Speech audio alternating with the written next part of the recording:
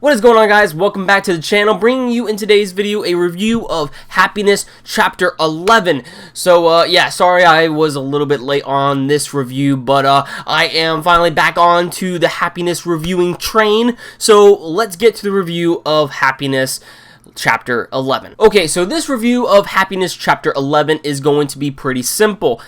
Pretty much we have decomposing bodies that were in the water tank, which were those three high school students, including Yuki as well, that was in there. He was on the verge of dying, so this is obviously going to cause a health hazard to the city. That is one point. The second point is that it seems that Okazaki is getting more adapted to his vampire abilities. He is jumping over roof to roof and everything. His smeller has become a lot more keener, because I mean it took him only a few seconds or so to actually smell the blood coming from the water tank. Alright, so the third thing that we have is not only do we have the investigation going around with the water tank and these decomposing bodies, but we also have an investigation going around what exactly happened in the train incident when Okazaki was almost killed, when he was saved by Nora. Now, obviously, the murderer who ended up killing off those three boys in the water tank is now dead. His body was blown to pieces by the train wreck, so he is most likely not making a return. But because Okazaki was involved in this, many people are going to probably suspect that Okazaki is the murderer in this case. So this also has some type of conflict and struggle that he is probably going to go through as well. Also, the fourth and final point that I want to mention, at the end of this chapter, we see that Yuki's body is contorting. It almost seems like he is being possessed.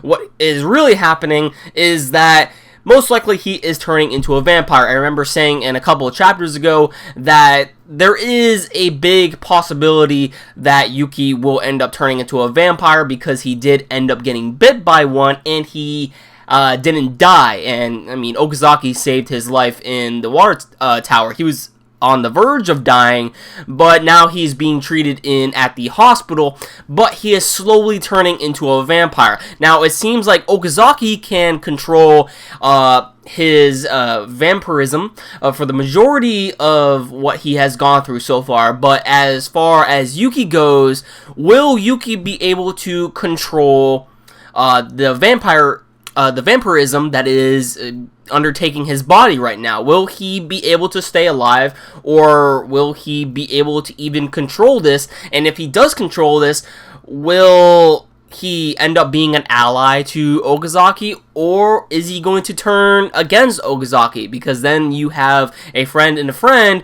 eventually, you know, wanting to kill each other, which is also going to add to the struggle and psychologically destroy Okazaki even more. So yeah, those are pretty much the focal points at what happened in the entirety of this chapter. Now, the biggest thing for me that I experienced in this episode, and probably for you guys as well, is that now Yuki is going to be turning into a vampire. Now, like I said before, because Yuki is turning into a vampire, this is probably going to be the climactic change of the series and how everything is actually going to go down. That was my phone. I mean, since Yuki is going to turn into a vampire, will he end up turning against Okazaki as well? Because at some point, Yuki is going to need to drink blood, and we have it to where these two characters, Okazaki, he doesn't want to drink blood. Now, Yuki, he's probably going to be the same way in the beginning, but eventually down the line, he is going to have to drink blood in order to survive. Probably his will isn't as strong as Okazaki, because Okazaki has actually not been drinking any blood for quite a while, and he is still surviving. So I don't know how exactly this might go down, and some might remember that Yuki actually was a bully to Okazaki in the beginning. So is this whole relationship of them being friends going to end just because of, you know, their lives have completely changed. One doesn't want blood and one needs blood, and will this end up affecting those around them as well? Their other friends, Yuki's girlfriend, will she end up dying? Like, what exactly is going to go down? So far, I really think this was a simple chapter, but I really do think this was a very enjoyable chapter as well. But yeah, definitely enjoyed this month's chapter of Happiness, and I can't wait for next month's chapter of Happiness. Let me know your thoughts and opinions down below on what you think is going to happen in the next chapter, and how are you enjoying Happiness so far if you are reading Happiness. And of course, if you like this video, please give it a like, and if you want to stay up to date to my future content on this channel, then please hit the red subscribe button below, and you'll never miss a video from me. That about does it for this video, guys, and I'll catch you all in the next one. Catch you guys next time.